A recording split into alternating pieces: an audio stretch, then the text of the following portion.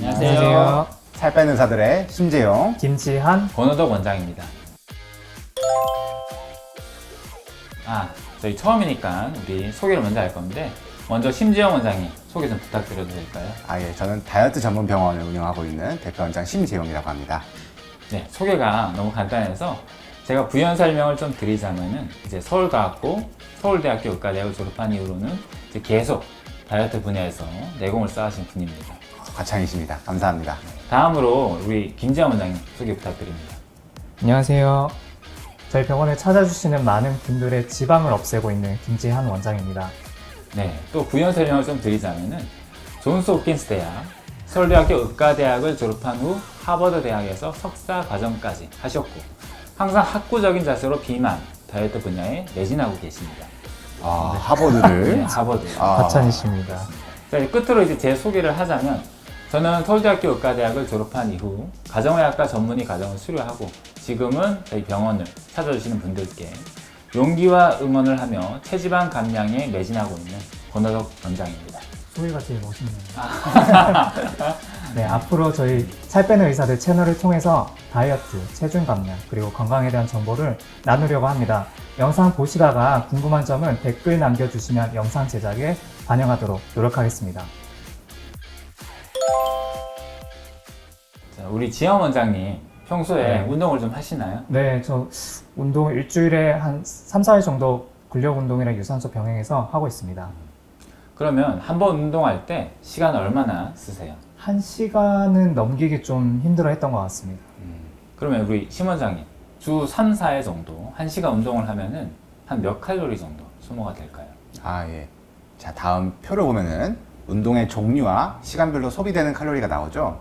보시면은 중강도 운동인 조깅 같은 경우 몸무게에 따라 다르지만 최대한 30분 정도 했을 때 최대한 300kcal 정도 소모된다고 보시면 됩니다. 그리고 조깅이라면 러닝머신에서 그래도 한 시속 8 정도의 속도로 해야 되는 건데 김지한 원장님 그렇게 한 30분 뛰시나요? 예전만큼은 아닌데 뭐 일주일에 한두 번 정도는 뛸 수 있습니다. 사실 이제 한 번의 운동으로 칼로리를 한 300kcal 이상 소모하기는 힘들 것 같기는 합니다. 요즘 현대인들은 바쁘시잖아요. 운동을 하려면은 시간을 쪼개서 해야 되는데 매일 하기는 힘드실 거고 일주일에 많아도 한 3번에서 4번 정도 하면은 정말 성실하고 많이 하시는 거라고 봐야 할 것 같아요. 네, 그러면 한 일주일의 운동으로 소비할 수 있는 최대의 칼로리는 한 1500kcal 정도 되지 않을까 싶어요. 근력 운동 같은 경우는 칼로리 소모가 많이 안 될까요? 또 이제 근력 운동을 생각해 보시면 운동 한 세트 한다고 했을 때 이제 1분 정도 안 걸릴 겁니다. 근데 세트 사이에 쉬는 시간은 어떻게 가져가시죠? 원래 1, 2분 정도 쉬어야 되는데 폰 보고 하면 그때보다 길어질 때도 있는 것 같아요. 그렇죠. 사실 그래서 운동은 1시간 해도 실제 근력 운동을 하는 시간은 20에서 30분이라는 거고 그 운동 시간 중엔 상대적으로 덜 힘든 워밍업 세트도 포함되어 있다 보니까 실제 근력 운동 1시간 잘 봐줘야 중강도 운동 30분 정도 봐야 하지 않을까 싶어요. 고강도 운동 줄넘기는 30분에 600kcal 이상 소모한다고 하지만 줄넘기 안 쉬고 30분 가능하세요? 전 못합니다.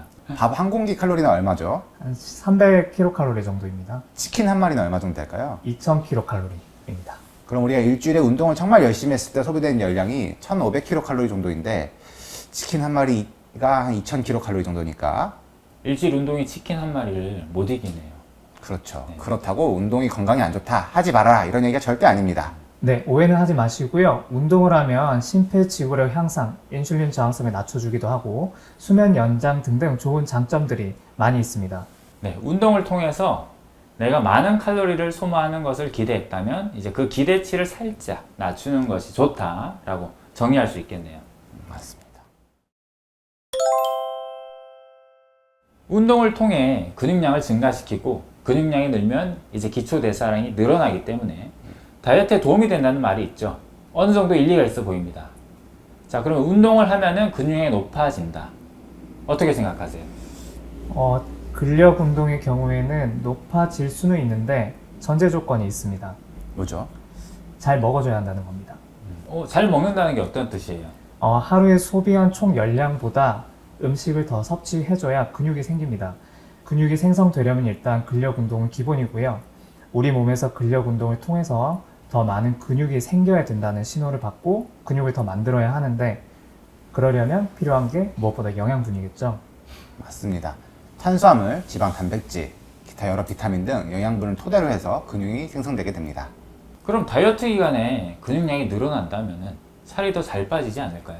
이론적으로는 그럴 수 있지만 실질적으로 그렇게 되기는 힘든 게 다이어트 기간에는 결국 체중 감소를 위해서 하루에 소비한 열량보다 덜 먹어줘야 되거든요. 그렇기 때문에 현실적으로 근육이 생기기는 정말 힘들죠. 저희도 사실 운동하시면서 살 빼려는 분들 인바디를 많이 보게 되거든요. 그런데 근육량이 늘어나는 경우는 거의 없었다고 보시면 됩니다.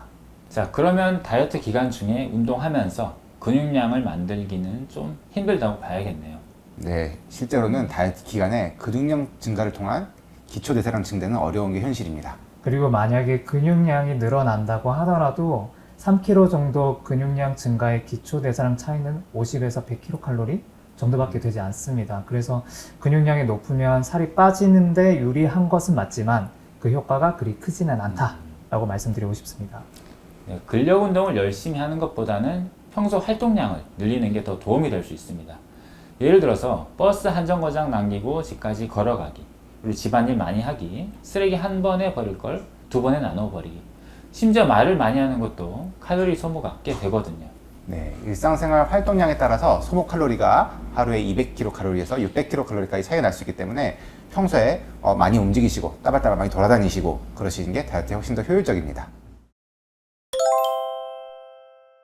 자, 운동을 하면 식욕이 좀 줄어들까요? 결론만 말씀드리면 그 반대죠. 식욕이 막 생깁니다. 이 부분은 우리 학구적에 계신 김지한 원장님께 설명을 좀 부탁드릴게요.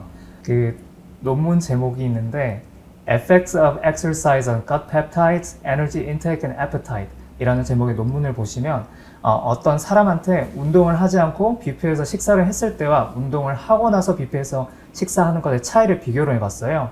나중에 그 양을 비교해 보니까 운동 후에 식사량이 더 많았다라는 결론이 있었다고 합니다. 좀 생각을 해보면 당연한 것 같긴 합니다. 운동을 하면 어느 정도 칼로리가 소모가 생기고 소모된 에너지를 보상하기 위해서 몸에서 음식을 섭취하라는 신호를 주겠죠. 사실 그래서 저는 저희 클리닉의 프로그램을 진행할 때 운동을 잘 권유하지 않아요. 운동을 하면은 식탐이 생겨가지고 감량에 오히려 방해되는 경우가 훨씬 더 많습니다. 맞아요. 사실 운동을 하고 나면 저도 배가 고파서 아무리 늦은 시간이라고 하더라도 뭔가 좀 먹고 싶어지게 되더라고요. 운동으로 소모한 것보다 적게 먹으면 모르겠지만 그러기가 사실 쉽지는 않거든요. 운동을 정말 성실하게 많이 해도 한 300kcal 정도 소모될 텐데 이후에 치킨 한 조각만 먹어도 그 고생한 보람이 다 없어질 테니까요.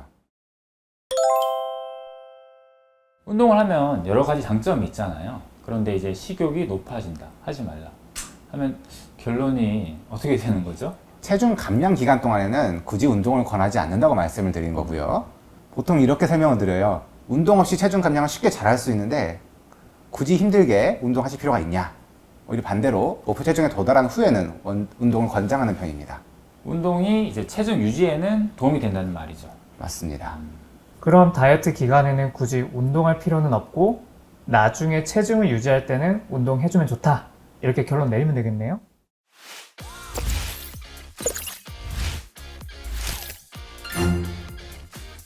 자, 오늘 영상 유익하셨다면 좋아요, 구독, 알림 설정 해주시고 주변 분들에게 공유 많이 부탁드리겠습니다. 감사합니다. 감사합니다. 감사합니다.